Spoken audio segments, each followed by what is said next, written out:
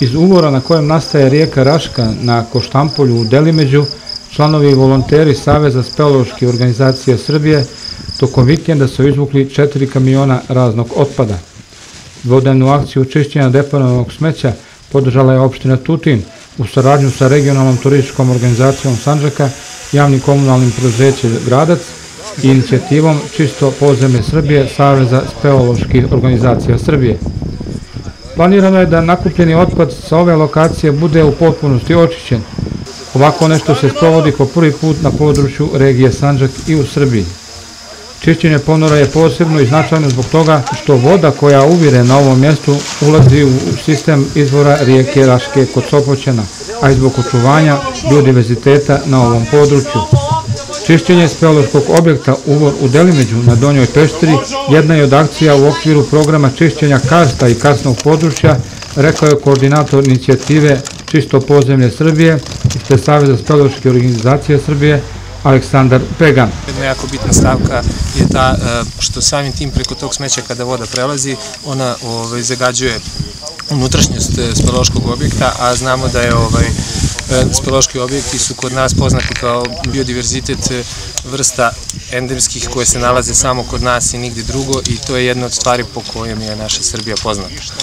Tako da svaka ovaka akcija čišćenja i zaštite karsta je u stvari višestruko dobro, koliko zbog samih ljudi, stoke i useva, tako i zbog tog jako bogatog podzemnog sveta koji imamo i koji treba očuvati u budućnosti.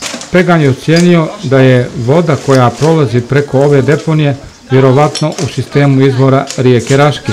Karstni sistemi, oni se ponašaju kao cevovode, znači nema u njima mnogo mogućnosti za filtriranje i voda prolazi velikom brzinom od ovakvih deponija do samog izvorišta i jako malo mogućnosti ima filtriranja, što znači da svo smeće odavde u stvari završava dole u izvorištu. Speleolozi su sa čišćenjem stigli na 8 metara dubine ponora i preporučili da je za zaštitu ovog uvora potrebno podići metalnu ogradu i pojačati barijere kako smeće ne bi doprlo u taj prostor.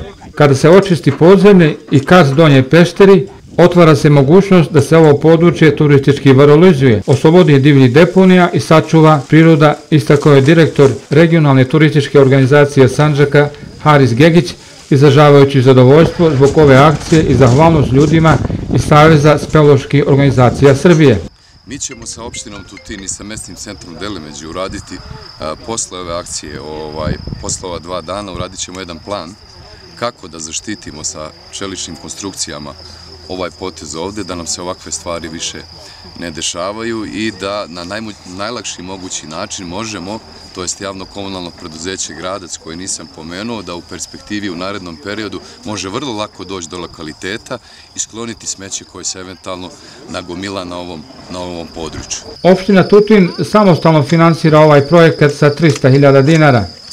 Načelnik opštinske uprave opštine Tutin Adnan Šehović je nakon potpisivanja sporazuma sa učesnicima ove akcije posjetio da je uvor na Koštampolju godinama bio zapušen i dolazilo je do plavljenja područja čime su bila ugrožena zemljišta i objekti. Prema njegovim riječima, ovo je značajna stvar i za Novi Pazar zbog činjenice da se napaja vodom sa ovog uvora. Lokalna samouprava u potpunosti finansira ovaj projekat koji je znači danas vrednost ovog projekta je 300.000 dinara i mislim da smo radili veliku stvar za ovo područje, veliku stvar za grad Novi Pazar i nastavit ćemo dalje. Danas smo potpisali sporazum u saradnji, nastavimo dalje na očuvanju prirodnih bogatstava i dobara na teritoriji opštine Tutin. Mi smo već nekoliko godina unazad pokušavali da rešimo ovaj problem i hvala Bogu danas smo znači među prvima i vrlo bitan problem rešavamo, znači ogromna je to teritorija grada Novog Pazara i ovog područja, da počnemo sa očuvanjem, odnosno najprije čišćenjem tih prirodnih dobara. Iz lokalne samouprave Tutina najavljuju da će ove godine zajedno sa istraživanjima pećina na području opštine ova akcija biti nastavljena.